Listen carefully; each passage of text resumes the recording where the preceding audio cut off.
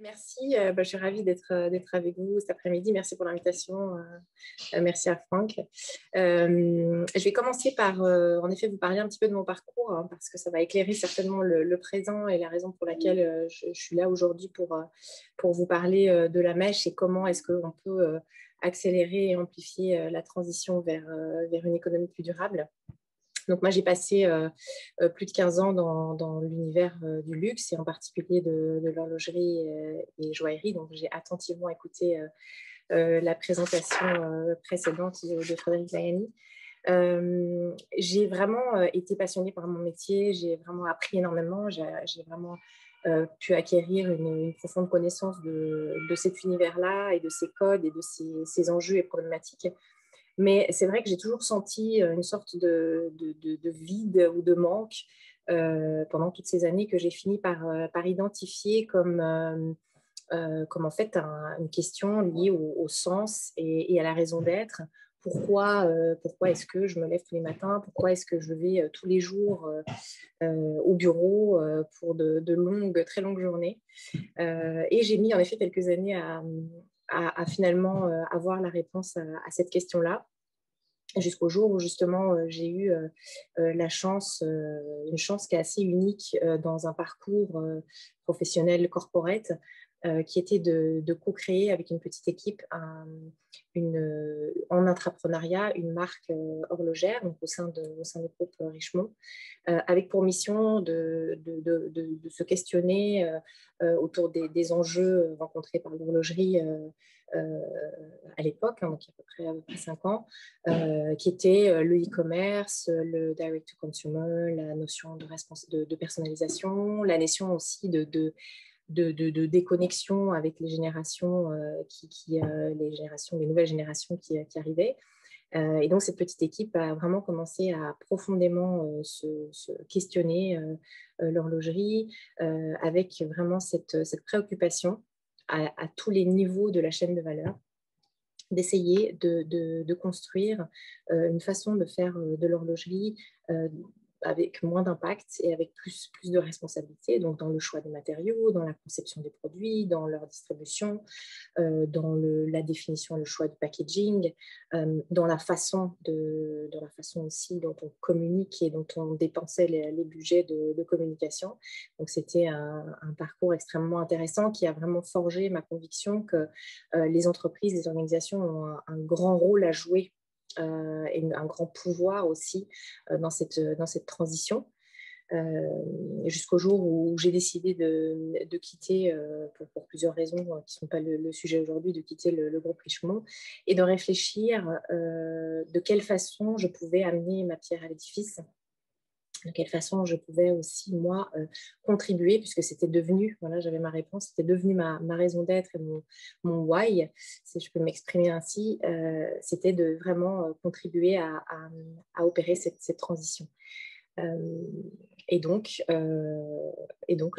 c'est là que j'ai décidé de réfléchir et de concevoir la mèche. Donc, on sera certainement tous d'accord, et n'hésitez pas à le dire si vous n'êtes pas d'accord, si vous n'êtes pas d'accord, sur le fait que la société est en train de connaître une transformation profonde, avec énormément des défis dont l'ampleur est à peu près inégalée dans l'histoire de l'humanité, en termes de crise climatique, environnementale, de perte de biodiversité, mais aussi d'enjeux sociétaux, migratoires, etc. Donc c'est vrai que la question, elle est évidemment, c'est prouvé scientifiquement. Donc la question, elle est plus de se dire est-ce que il y a une nécessité d'opérer cette transition vers une économie dont le respect de la planète est un indicateur de performance non négociable, mais c'est plutôt de se poser la question de la vitesse à laquelle on va opérer cette transition et comment est-ce qu'on peut l'amplifier et l'accélérer. C'est vraiment la question centrale. On est aujourd'hui en train de parler de luxe. Et c'est vrai que je pense, je suis assez persuadée en y réfléchit pas mal, que le luxe, même si aussi le luxe, comme toutes les industries, doit se remettre en question, réfléchir et se réinventer, je pense que le luxe a peut-être des atouts ou des outils de par sa nature qui vont lui permettre de relever ces défis-là. Je pense notamment à la notion de qualité. Un produit de luxe est fabriqué avec des matériaux de qualité, avec un souci de bienfacture, de perfection dans la façon dont il est fabriqué, qui mène à un cycle de vie du produit, avec en plus, si on additionne la notion de transmission, donc l'aspect émotionnel du produit, avec une longévité, une durabilité au sens propre du terme des objets, du produit, du vêtement, de la montre, du bijou, qui est très longue. Et plus la durée de vie d'un produit est longue, moins finalement, plus l'impact généré lors de sa création est important. Donc ça, je pense que c'est un atout vraiment important, associé évidemment à la notion de rareté, d'exclusivité, puisque ce sont des produits chers, qui sont produits en petite quantité, et donc qui contribuent à cet enjeu que l'on a tous, d'essayer de converger vers une consommation et une économie un peu plus raisonnée. Donc de passer d'une consommation frénétique qui a été générée notamment par exemple par la fast fashion, vers une consommation un petit peu plus raisonnable et raisonnée. Et enfin, pour terminer sur le luxe, je pense que le luxe a aussi une responsabilité. Je pense que si le luxe devient plus inclusif, parce que le luxe crée du beau, crée de la culture, et donc inspire, et de tout temps a toujours été inspirationnel, aspirationnel. Et de par ce fait, je pense qu'il y a une forme d'exemplarité ou une responsabilité de montrer l'exemple, en fait, et de montrer la voie qui incombe au luxe. Voilà. Et donc, la réponse à la question de comment est-ce qu'on peut accélérer ce changement et l'amplifier, alors on a décidé, nous, de le donner à travers la mèche, qui est un projet qui vient d'être lancé à peine d'un mois, qui est une plateforme digitale. Alors, je vais partager mon écran.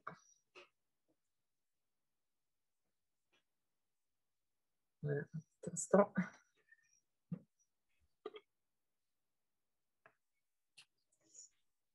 Alors, si vous pouvez juste me dire si vous ne voyez pas mon écran.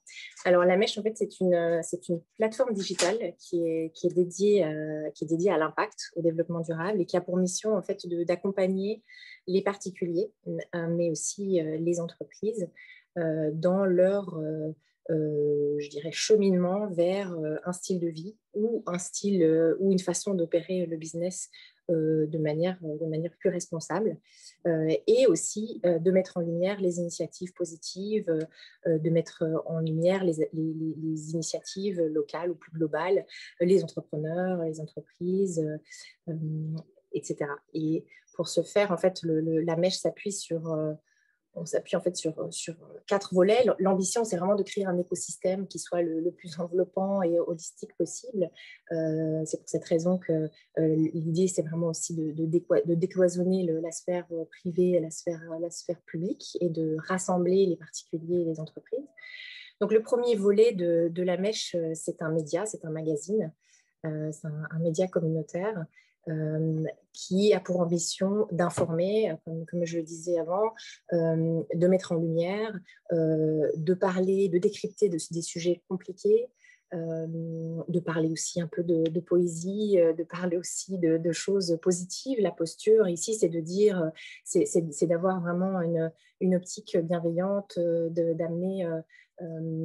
d'amener du contenu, des partages d'expériences, des contenus vidéo, des interviews, et puis des articles de fond, de décryptage, comme je vous le disais. Le deuxième volet de de la Mèche, c'est un réseau social. Le choix du réseau social est basé sur la portée d'un réseau social. On fait tous partie d'un réseau, des grands réseaux sociaux, et c'est vraiment de s'appuyer sur cette autonomisation aussi de l'utilisateur pour essayer vraiment d'amplifier un maximum cette communauté et de toucher le plus de monde possible pour emmener le plus de monde possible dans cette mouvement, dans cette transition vers un nouveau paradigme. C'est vrai que l'écologie, le développement durable sont des sujets qui sont très complexes, qui sont difficiles à comprendre parce qu'ils sont souvent très transversaux, parce qu'ils sont souvent très interconnectés. Et pour comprendre un sujet et s'assurer que finalement les solutions que l'on trouve aux problématiques ne sont pas pires ou en tout cas également néfastes que la problématique de base, voilà, c'est quand même très, très compliqué. Pour les entreprises aussi, les entreprises qui se sont lancées dans cette mission d'avoir le moins d'impact possible, d'être positive, d'être une force positive pour cette transition. C'est parfois difficile de trouver d'autres entreprises qui sont aussi engagées et qui partagent les mêmes valeurs, alors que c'est fondamental. La notion de collaboration, c'est vraiment fondamental pour arriver à réussir cette transition, parce que c'est un levier de progrès, c'est un levier d'innovation. Et donc, c'est important pour ces petites structures ou plus grandes structures ou entrepreneurs isolés de pouvoir avoir accès à un réseau, à un écosystème, de façon à s'enrichir, à s'informer et à grandir avec ce réseau. Pour les particuliers, c'est vrai que il en va à peu près de la même façon. Ils sont submergés d'informations. C'est vrai qu'on en reçoit partout. C'est difficile de trier le vrai du faux. C'est difficile de trier le bon grain de livret. C'est difficile de savoir si la démarche est authentique ou si c'est du greenwashing. Et Dieu sait s'il y en a beaucoup. Et donc, il faut accompagner les particuliers en tant que, aussi bien dans leur interaction en tant que consommateur avec les autres marques ou en tant que futur employé, par exemple. Et c'est vrai, j'entendais Frédéric Layani parler de cette problématique des employés, des collaborateurs qui tout simplement refusent de travailler pour certaines entreprises. Ce phénomène-là va s'amplifier à mon avis, parce que c'est vrai que, pour en revenir à ma propre expérience aussi, c'est vrai que les employés de plus en plus vont favoriser la notion de sens et de raison d'être par rapport à d'autres facteurs, d'autres choses que peuvent offrir l'entreprise. Donc c'est vraiment...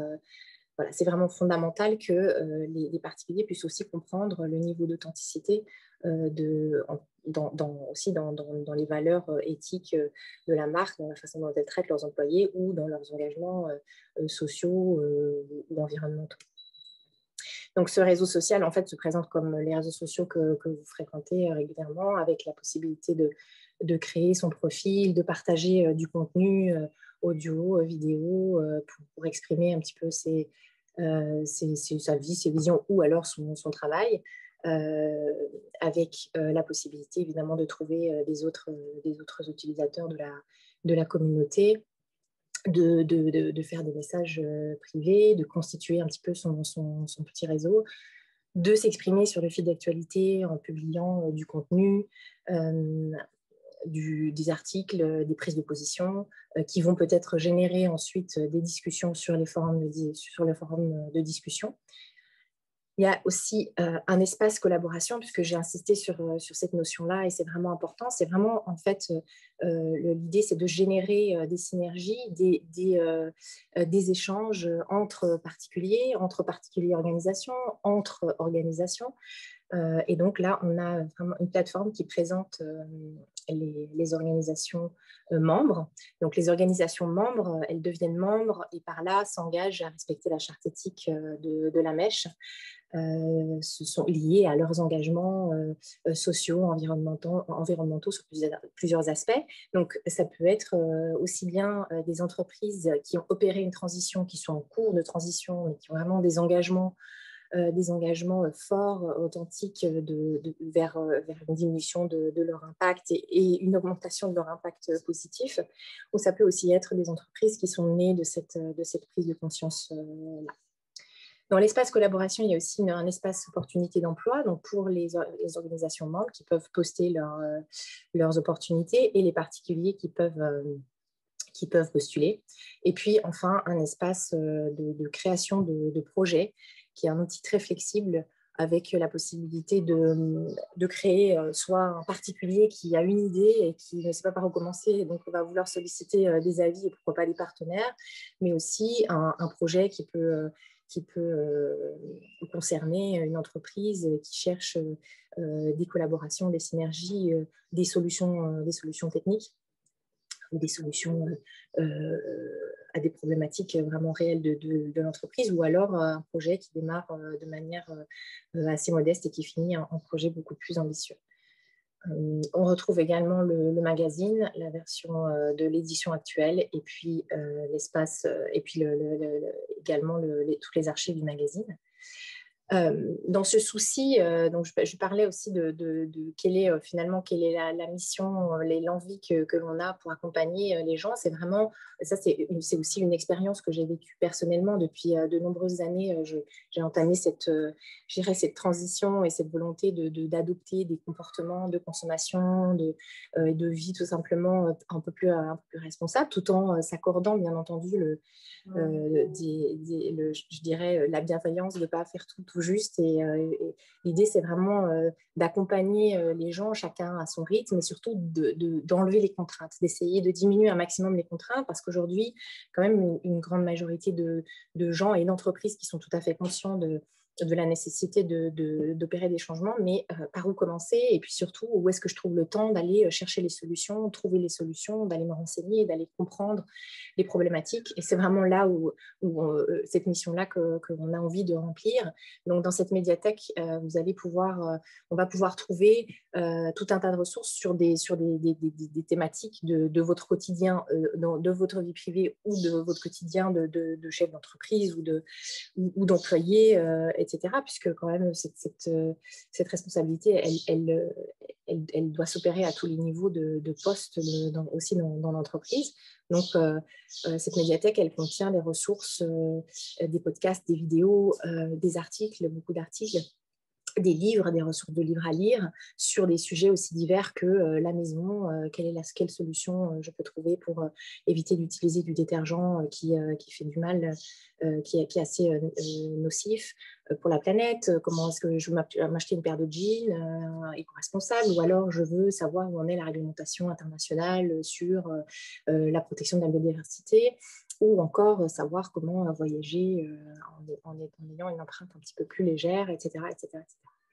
Encore une partie événements, donc avec des événements qui sont relayés, qui concernent aussi une multitude de sujets, toujours autour évidemment de l'impact et du développement durable, qui est notre préoccupation principale. Voilà, alors je reviens au troisième volet de la mèche, qui est le volet de l'agence, parce que en fait, tous ces volets-là, ces piliers sont aussi reliés les uns aux autres. Donc, c'est vrai qu'avec l'expertise acquise au sein de l'entreprise, dans la stratégie, le branding, la compréhension surtout et l'appréhension des problématiques, de ce que ça peut représenter aussi de faire face à ces enjeux, les enjeux d'une entreprise, et évidemment combiné avec une expertise du développement durable, en fait, on accompagne les entreprises dans une transition, dans leur transition, la transition de leur business model, ou de leurs valeurs, ou de leurs engagements, de façon à ce qu'on espère un jour elles puissent rejoindre les membres de la mèche, les entreprises et les organisations membres de la mèche. Et puis aussi, c'est une agence de création de contenu et de diffusion de contenu, parce que l'ambition ici aussi est un petit peu de redéfinir, ou en tout cas de proposer une autre façon de communiquer, et de créer du contenu qui soit d'utilité publique, à la fois tout en relayant les valeurs, les engagements des organisations, pour vraiment communiquer de façon différente, et inventer une version nouvelle de la communication. Et puis enfin, les événements. les événements donc, qui sont des événements de la Mèche ou qui sont des événements pour des tiers qui sont organisés par la Mèche, mais c'est vraiment l'idée d'exprimer et de matérialiser en fait l'esprit et les valeurs de la Mèche. C'est vrai que je pense qu'on est tous, on sort de la crise sanitaire avec beaucoup de frustration, dont une énorme, je pense aussi au niveau de l'interaction qu'on n'a pas pu avoir avec les gens. C'est vrai que il y a eu énormément d'isolement qui a été généré et puis une sorte de digitalisation des relations sociales. Et donc, petit à petit, c'est important, évidemment, de manière prudente, de revenir, espérons, un petit peu à la normale et de nous rencontrer, de nous connecter. C'est quand même différent de se connecter à travers un regard, une poignée de main ou un check qu'à travers un écran. Et de pouvoir vraiment créer un lien qui soit authentique et durable et qui se poursuit à travers évidemment la plateforme digitale. Mais les événements sont là vraiment pour créer l'alchimie qui est quand même le point de départ de toute communauté. Et donc on a vraiment hâte de pouvoir bientôt lancer des événements. Voilà. Alors, je reviens. J'ai arrêté le partage. Voilà, merci beaucoup. On vous revoit. Voilà. Alors, on prend les questions. Voilà, il y a encore du monde en fait qui nous regarde, qui nous écoute. Et voilà, est-ce que vous avez des questions à poser à Marie sur cette initiative, hein, vous parlez d'une entreprise, mais avant tout, c'est une communauté. Oui, absolument. J'ai pu comprendre. Moi, j'aurais une petite question. Est-ce que vous avez en tête des marques qui auraient, en l'espace de quelques années, changé à 180 degrés de positionnement et de prise en compte de manière éthique sur leurs différentes actions? On parle beaucoup du greenwashing. Effectivement, on a du mal, je ne vais pas citer de marques, mais voilà, quand une grande marque pétrolière dit qu'il fait, voilà, qui commence par T, qui finit par L, qui dit qu'ils font énormément de choses pour l'environnement. Alors, on va dire qu'après avoir pollué pendant 200 ans, s'ils font quelque chose, c'est plutôt bien. Mais est-ce que vous avez comme ça des marques qui, justement, prennent en considération un peu plus ces démarches font attention vraiment à ce qu'ils font et notamment pour la marque employeur, puisqu'on a compris qu'il y avait un impact aussi, c'est-à-dire qu'on attire moins les talents si on se comporte mal. Est-ce que vous avez comme ça une marque en tête? Alors, j'ai plusieurs exemples qui me viennent en tête. Si on parle, si on reste dans le giron du luxe, je pense qu'il y a, à l'échelle des groupes, il y a en particulier un groupe qui est assez exemplaire et qui est assez en avance par rapport aux autres. Non pas que les autres n'avancent pas sur ces sujets, parce que je reconnais c'est le cas, mais un groupe comme Kering, qui est porté par ces questions-là, mais vraiment au niveau de la stratégie globale du groupe depuis de nombreuses années. Certainement, je dirais certainement inspiré par ce partenariat qui a duré très longtemps avec Stella McCartney. Je n'ai pas mentionné tout à l'heure, mais quand je parlais d'exemplarité, aussi de la responsabilité d'exemplarité du luxe, je trouve que Stella McCartney est un excellent exemple parce que ça fait vraiment des années qu'elle milite pour une mode plus verte et plus responsable. Elle a même été au G7 il y a quelques jours pour parler et pour vraiment advocate la mode durable. Donc, je pense qu'elle a fait beaucoup pour cette prise de conscience du groupe Kering. Après, donc il y a vraiment beaucoup de choses qui sont faites et dans les autres groupes aussi. Il y a pour moi aussi un exemple qui est intéressant parce qu'il y a une actualité il n'y a pas longtemps, c'est le groupe Danone qui a été vraiment ça a été la première entreprise à mission en France avec son patron qui a vraiment été visionnaire et qui a vraiment mené le groupe vers des pratiques, et aussi bien des pratiques de gouvernance que de ressources humaines, de gestion des équipes, d'engagements environnementaux, et qui, malheureusement, à cause du système malheureusement dans lequel on est encore, s'est fait débarquer alors qu'il a fait des choses extraordinaires pour ce groupe, en tout cas dans cette question vraiment de transformation du business. D'accord. Et est-ce que vous pensez que justement que le luxe, c'est plutôt en avance de phase sur ces problématiques ou il y a encore un peu d'inertie? En avance. Non, je pense je pense que c'est assez inégalitaire dépendamment des secteurs. Et je pense que c'est aussi dû à l'impact. Si on prend par exemple la mode, c'est vrai que la mode a un impact énormément plus important que par exemple l'horlogerie ou la joaillerie. Donc je pense que c'est aussi un facteur qui fait que peut-être la mode, même s'il y a encore énormément à faire, mais la mode en tout cas a pris à bras le corps le sujet avant le secteur, par exemple, de l'horlogerie-joaillerie. Et puis, je dirais quand même que l'horlogerie, typiquement, n'a jamais été un secteur qui a été, je dirais, en avance des tendances, et pas seulement sur les questions environnementales qui nous préoccupent aujourd'hui, mais aussi sur toutes les grandes tendances qu'on a vues dans les dernières années. Mais non, il y a encore énormément de choses à faire. Il y a encore énormément de choses à faire dans le luxe. Je ne dirais pas que le luxe mène forcément le train. D'accord. Et justement, par rapport à ça, est-ce que vous auriez des conseils à donner à une marque qui se sent un petit peu en retard et qui essaierait quelque chose, en fait? Quelle est la bonne pratique aujourd'hui Ouais. pour s'y mettre, même si on sait que c'est trop tard, hein, puisque effectivement, voilà, Ouais, mais c'est jamais trop tard en fait. C'est vraiment la question, c'est de se dire, et c'est pour ça que c'est vraiment aussi ce qu'on a envie de faire, c'est aussi de montrer aux gens qu'ils ont le pouvoir dans les mains, en tant que consommateurs, mais aussi en tant qu'entreprise, de changer les choses. Et c'est jamais trop tard parce qu'il faut vraiment l'opérer, ce changement-là. Donc je dirais qu'il y a une chose que j'observe beaucoup, et peut-être aussi beaucoup dans le luxe, c'est cette notion de perfection, de recherche de perfection, où on ne communique pas, ou on ne dit pas les choses tant qu'on n'a pas tout envisagé, qu'on n'a pas tout bien peaufiné. Je pense que l'essentiel, c'est qu'il y ait une volonté et qu'il y ait surtout une compréhension profonde de la problématique et de la nécessité d'y aller. Et je pense qu'il y a vraiment en effet deux groupes encore de gens qui le font parce que c'est une tendance et qu'il faut le faire pour ne pas se déconnecter avec sa clientèle. Donc voilà, c'est un début, je dirais, et la deuxième tendance étant voilà, les gens qui ont compris cette nécessité-là et qui l'intègrent complètement dans leur pratique. Et donc, il faut commencer quelque part, et je pense qu'il n'y a pas de juste ou faux, et qu'il faut démarrer, et c'est pas grave si c'est pas parfait au début, mais l'essentiel, c'est d'avoir une volonté, d'avoir aussi une vision de où est-ce qu'on veut aller avec une vraie feuille de route, et puis des engagements qui ont du sens aussi avec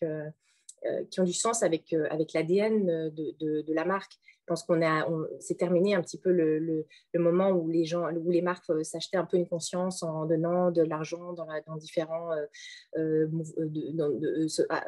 entreprises philanthropiques. Voilà, il faut vraiment ancrer cette responsabilité dans l'ADN, la mission de l'entreprise et ce qu'elle fait. Il faut que ce soit cohérent, que ça ait du sens en fait. Oui, il y a aussi une forme de paradoxe, une marque de luxe, je sais pas, comme Vuitton ou Hermès, qui vont utiliser des produits nobles, mais d'animaux qui sont parfois un petit peu… voilà, on parlait tout à l'heure d'ivoire qu'on ne peut utiliser que dans certaines conditions. Comment justement allier le luxe, la rareté avec l'éthique? Ouais. C'est un Ouais, paradoxe. alors l'éthique est vraiment un élément important. Je pense qu'il faut aussi accepter le fait que le luxe doit se transformer et doit renoncer à certaines choses parce qu'elles ne sont tout simplement pas justes et pas éthiques. Et ça va aussi avec la redéfinition de la notion de luxe. Qu'est-ce que c'est encore le luxe? Est-ce que c'est vraiment une peau je sais pas, de galucha et d'alligator? Est-ce que ça ne peut pas être au contraire un nouveau matériau exclusif, technique, ou je sais pas, qui lui a une valeur d'innovation et peut-être de rareté, pourquoi pas, mais qui ne fait pas du mal voilà, à des animaux ou à une communauté, à une collectivité. Ça, c'est vraiment important d'intégrer ces notions-là. Ouais. Donc, ça veut dire qu'on peut considérer qu'il faudra encore plusieurs dizaines d'années avant que le virage soit vraiment pris sur les valeurs qui sont mises en avant par des structures comme Oui. la vôtre, en fait. Oui, voilà, mais je pense qu'il faut du courage aussi. Je pense qu'il faut vraiment du courage, et il faut se dire qu'il faut comprendre le consommateur qui, lui, met peut-être un petit peu plus de temps à comprendre les changements. Je repense à ce qu'on avait fait chez Richemont avec Baume, où on avait décidé, on arrête le cuir. Mais c'est vrai qu'un client d'une montre premium ou luxe à qui vous dites, non, il n'y a pas de bracelet cuir, c'est quand même très compliqué et ça nécessite du courage. Mais les marques, elles ont ce pouvoir-là à un moment donné. Alors peut-être les plus petites moins que les grandes, mais les grandes marques qui ont une notoriété, qui ont vraiment aussi une aura qui ne peut pas être détruite comme ça pour des prises de décision et des prises de position comme ça, je pense qu'il faut qu'elles utilisent leur force pour avoir ce courage-là de dire non, on change les choses, on fait les choses différemment et on est un peu plus conscient, un peu plus responsable. Mais je pense que oui, malheureusement, je pense que ça prendra un petit peu de temps, mais on voit quand même que ça me faisait penser à quand j'ai vu ce qui s'est passé avec Ronaldo et le Coca-Cola. En attendant, son geste, il a fait perdre des milliards à Coca-Cola. Et ça veut dire quoi? Ça veut dire qu'il y a des moyens de faire en sorte que le consommateur comprenne et qu'il faut changer quelque chose et suivre. Malheureusement, oui, c'est vrai, et que ce soit les marques, les grandes marques ou les célébrités, ils ont un pouvoir d'influence, ça c'est indéniable. Donc, on peut dire qu'il suffit qu'une grande marque prenne la décision comment dire, initier ça. Par exemple, Oui. on peut imaginer qu'Hermès dise bah non, on veut plus de cuir. C'est complètement fou. Alors, ils sont. Non, mais c'est pas si inimaginable que ça parce qu'ils ont lancé leur premier sac fait à partir de mycélium, donc de cuir de champignons. Donc, ça veut dire que, voilà, je pense, ça veut dire qu'il y a peut-être une transition qui, en tout cas, dans leur réflexion qui s'opère. Et oui, c'est ça que ça veut dire. Par exemple, Stella McCartney qui a décidé de ne plus faire de fourrure, qui est pourtant une marque de luxe, ou alors un Selfridges qui a décidé dans son department store d'interdire la vente de produits à base de cuir exotique. Ou des marques, hein, il y a eu toute une série de marques en effet qui ont pris cette décision-là. Je ne les ai plus exactement en tête, mais il me semble que dans l'histoire, il doit y avoir Gucci, il doit y avoir peut-être Yves Saint Laurent. Voilà. Donc oui, exactement. Je pense que ça, c'est vraiment, ces marques-là, elles ont un immense pouvoir d'influence.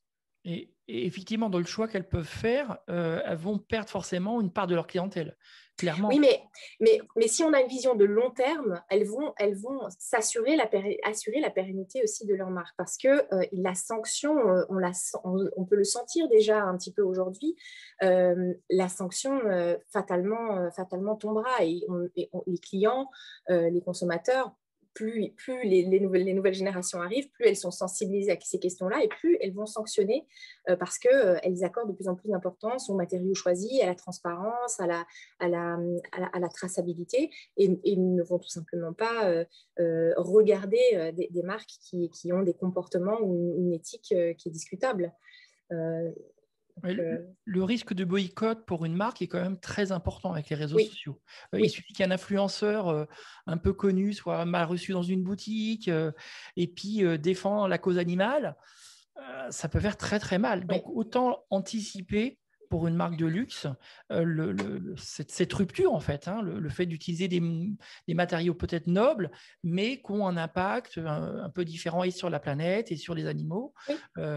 Ne plus avoir un sac en croco chez Chanel, c'est compliqué. Comment on fait? C'est compliqué, mais ça relève de la responsabilité de la marque. Et puis, je pense que c'est véritablement une façon de préparer le futur et la future pérennité de l'entreprise. De la même façon qu'aujourd'hui, il n'est plus question de savoir si on doit justement l'opérer, cette transition. Mais c'est sûr que les entreprises qui ne vont pas intégrer la notion de responsabilité environnementale, éthique, etc., vont le payer un jour ou l'autre. Ça paraît très dogmatique ce que je dis, mais c'est la réalité des faits. Oui, puis peut-être aussi de manière violente. Hein. On peut imaginer une campagne de dénigrement ou de boycott à une taille mondiale, en fait. Hein. Tout va très vite. Oui, absolument. Tout à fait. C'est sûr que je pense que le consommateur sous-estime, évidemment à grande échelle, mais sous-estime son pouvoir. Et c'est vrai que si on imagine que même à l'échelle que de Genève ou de la Suisse, que tous les consommateurs se donnent le mot et décident de ne plus aller tous les 2 jours acheter des t-shirts chez H&M, voilà, la sanction sur le chiffre d'affaires, elle sera là. Donc oui, c'est possible de l'imaginer, en particulier dans le contexte qu'on voit où c'était quand même du jamais vu, ce mouvement complètement transnational des jeunes qui se sont mobilisés pour le climat et qui ont commencé à faire la grève. Donc, c'est que des prémices, mais plus on continue à malheureusement ne pas réussir à atteindre les objectifs de l'ONU et les objectifs des accords de Paris, plus ça va la situation va se tendre. Donc, il faut donner des signaux, il faut montrer de la bonne volonté et puis le faire. Et puis, ce n'est pas le faire pour faire plaisir aux consommateurs. Je pense que fondamentalement, c'est le faire parce que c'est notre responsabilité et qu'il faut vraiment se rendre compte que voilà, les faits sont là, c'est scientifique, c'est la réalité. Donc, c'est notre responsabilité de le faire. Oui, puis j'imagine que l'honnêteté pour une marque est extrêmement importante. De faire une campagne pour effectivement adoucir une certaine image ou essayer d'accrocher un certain public, ça fonctionne qu'un certain temps. Même si c'est de la mode, qu'on oublie vite, mais il y a une relation quand même très particulière avec une marque de luxe Oui. qui peut se casser du jour au lendemain et ça reste fragile. Hein. Je pense qu'il faut faire vraiment attention et il faut, à mon avis, le faire dès maintenant, mais en y croyant. Oui, voilà, c'est un petit peu mon message. Je pense que c'est plus authentique si on y croit. Bon, ça fait aussi, tout simplement, ça embête moins parce que c'est quand même mieux de faire les choses si on en a la conviction. Donc, voilà, et à tous les niveaux. Hein. Je pense que ça doit démarrer. Ça, c'est aussi un message. Je ne sais pas s'il reste beaucoup de monde, mais en tout cas, ça, c'est un message aussi qui est important. Personne n'est parti, hein, tout le monde est encore là. Okay. On vous écoute. Non, un autre élément qui est très important, c'est pour y arriver, hein, si on parle maintenant aussi de comment est-ce qu'on peut y arriver à l'échelle de l'entreprise, c'est vraiment la notion le mot me vient en anglais, mais de mindset, c'est-à-dire les valeurs et l'état d'esprit de l'entreprise. Ça, c'est vraiment fondamental parce que déjà, si ça part pas d'en haut avec évidemment, soit une impulsion du haut, soit en tout cas un consentement de l'équipe dirigeante, c'est très compliqué. Et ensuite, ça doit vraiment être diffusé à tous les niveaux de l'entreprise et chaque personne de l'entreprise, finalement, doit devenir un responsable. On appelle ça les responsables RSE, je pense que c'est dépassé. C'est vraiment chaque personne, à son niveau, doit avoir cette conscience et dans son travail, intégrer ces notions-là quand il travaille, quand il réfléchit, quand il raisonne, pour vraiment voilà, avoir cet impact positif. Il y a une application qui existe, qui est connue du grand public, qui s'appelle Yuka, qui permet d'identifier un bon produit pour la santé. Ouais. On peut imaginer une application mobile de la même manière qui évaluerait une marque sur un certain nombre de critères et se dirait, ben voilà, quand j'achète cette montre ou ce sac, eh ben, je contribue ou pas à la planète et mon impact est plus ou moins important. Alors, il existe de plus en plus de solutions comme ça. Alors ça, justement, j'ai beaucoup passé de temps pour regarder. Il y a par exemple, pour la mode, une application qui est extrêmement bien faite qui s'appelle Good on You. Où vraiment, il y a un système d'assessment des marques et donc il y a un rating, c'est pas suffisant ou suffisant, bien, très bien, excellent. Sur des critères de traitement des animaux, de l'environnement et ensuite et également de la gouvernance. Donc ça, il y a de plus en plus d'initiatives qui sont créées et qui sont très bien. L'ambition de la Mèche, c'était d'essayer de centraliser un peu tout ça pour que quand vous vous posez une question, toutes ces questions-là, hop, il y a une sorte de hub dans lequel vous pouvez y aller. Mais c'est vraiment en train d'arriver. Il y a beaucoup de choses. Yuka, c'est très bien. Attention par contre à la dernière fonctionnalité qu'ils ont lancée parce que voilà, il semblerait que le mode de calcul soit pas forcément... Il y a quelques biais algorithmiques, on va dire. Oui, et voilà, exactement. Mais sinon, voilà, c'est des initiatives qui sont excellentes parce qu'elles sont là justement pour faciliter la vie. Je pense que c'est comme ça qu'on engagera le plus de monde. C'est vraiment faciliter la vie des gens, puis surtout arrêter aussi de leur faire la morale et de leur... non, il faut que chacun y aille à son rythme, que ce soit au niveau de l'entreprise ou au niveau des individuels. Voilà, c'est l'essentiel dans tout ça, c'est pas que on n'y arrivera pas, tout le monde va pas pouvoir aller au même rythme et tout le monde va pas pouvoir y aller. Donc il faut faire en sorte qu'il y ait le plus de monde possible, chacun à son rythme et que voilà. Une réflexion, là, c'est pas tout à fait une question de Valérie qui nous dit les jeunes générations sont ultra sensibilisées et les marques vont s'y retrouver forcément. Mais est-ce qu'on le sent vraiment, Jacques? On sent qu'il se passe des choses par rapport au climat, on sent effectivement que l'Europe du Nord est beaucoup plus sensibilisée que l'Europe du Sud, hein, c'est un constat. Oui. Alors, je sais pas, est-ce que c'est le froid qui fait que le réchauffement climatique est plus sensible? Je ne sais pas. Mais est-ce que cette jeune génération est peut-être plus dure, peut-être plus impliquée, et est-ce qu'ils le montrent un peu plus, cette génération Z? Oui, clairement. Après, c'est vrai qu'il y a quand même des disparités, parce qu'évidemment, on trouve dans la génération Z des jeunes qui ne sont pas particulièrement sensibles. On l'a vu hein, au moment des grèves du climat, il y avait des interviews, des micro-trottoirs qui étaient faits où il y avait vraiment des gens qui étaient carrément même climato-sceptiques, quoi, des enfants qui prenaient les militants pour des fous. Mais je dirais, oui, bien sûr, il y a cette... Et puis surtout, c'est malheureux, mais il y a cette conscience, en fait, qu'à ces générations, que cet énorme poids qu'ils ont sur les épaules de dire, bah, c'est nous qui allons payer l'addition, quoi. Et c'est vrai, on l'a ressenti très fort aussi au moment des votations... de la votation là, qu'il y a eu à Genève, où finalement il y avait une énorme frustration dans la population des jeunes avec le refus de la loi CO2 et des anti-pesticides. On n'a pas le droit de voter, mais c'est quand même nous qui allons payer les pots cassés. Donc c'est vrai que non seulement il y a une forte conscience dans ces générations-là, mais il y a aussi, c'est terrible, je trouve que c'est vraiment, il y a aussi ce poids de responsabilité qui est pas juste. Donc on a d'autant plus de responsabilité, nous, les générations précédentes, d'essayer de faire ce qu'on peut, même si je ne suis pas en train de dire qu'on a une responsabilité dans ce qui s'est passé, parce qu'on a été éduqués, on a grandi dans ce système-là sans forcément avoir la conscience de l'aspect néfaste. Mais je pense que maintenant qu'on le sait, on a vraiment cette responsabilité au moins de faire notre part tant qu'on est encore là et de les aider. Après, c'est sûr que voilà. Et après, il y a toujours aussi une dichotomie. Il y a 60% des consommateurs, 65% des consommateurs qui parmi eux les jeunes qui veulent acheter responsable, mais peut-être que 25 ou 30, je ne sais plus, qui le font réellement. Donc ça veut dire qu'il y a encore des barrières à craquer. Et donc, c'est ça qu'il faut faire, c'est craquer ces barrières, faciliter l'accès à l'information, informer, expliquer que ce n'est pas forcément plus cher de consommer responsable et c'est ça qu'il faut faire. Mais vraiment, je pense qu'on a une responsabilité vis-à-vis de ces générations.